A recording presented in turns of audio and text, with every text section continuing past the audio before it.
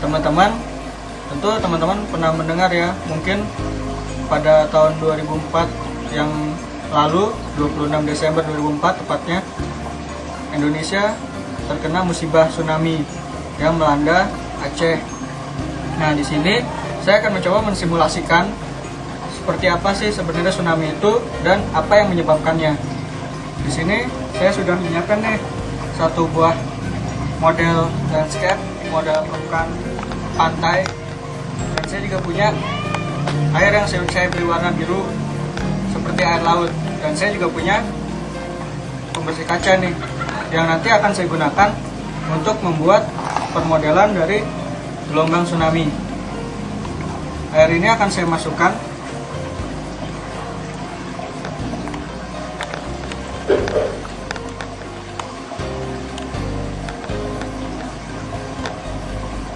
kira-kira seperti ini. Salah satu hal yang menyebabkan terjadinya tsunami itu ketika ada dua lempeng bumi yang patah.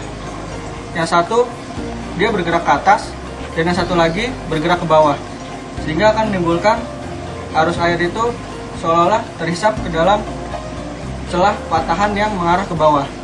Tapi karena gelombang tersebut mengarah dari semua arah, sehingga menyebabkan ada benturan, semacam benturan gelombang yang nantinya akan kembali menjadi gelombang tsunami seperti ini.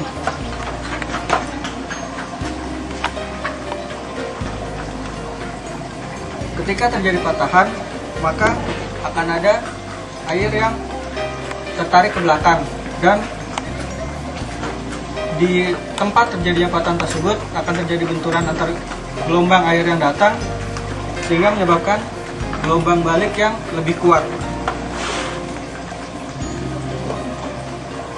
Teman-teman bisa lihat ketika saya tarik,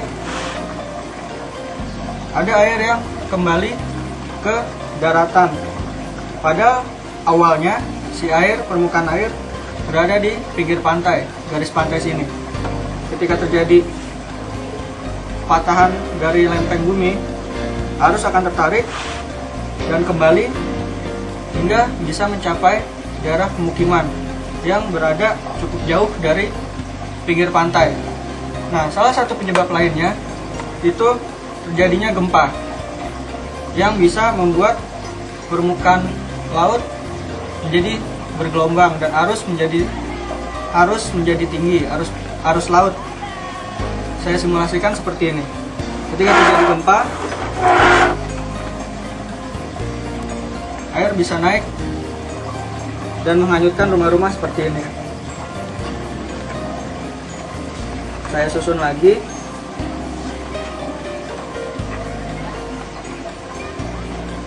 Ketika terjadi gempa, seperti itu.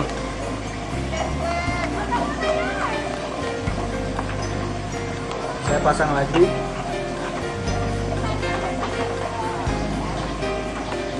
Salah satu hal lainnya yang menyebabkan bisa terjadi tsunami adalah ketika ada patahan dari permukaan bumi yang masuk ke dalam permukaan laut.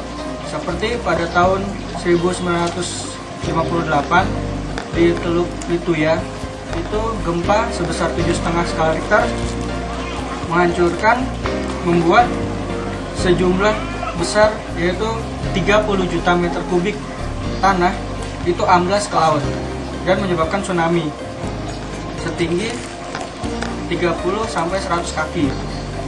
Nah, jika saya simulasikan, saya anggap ini sebagai permukaan bumi yang patah dan masuk ke dalam permukaan laut.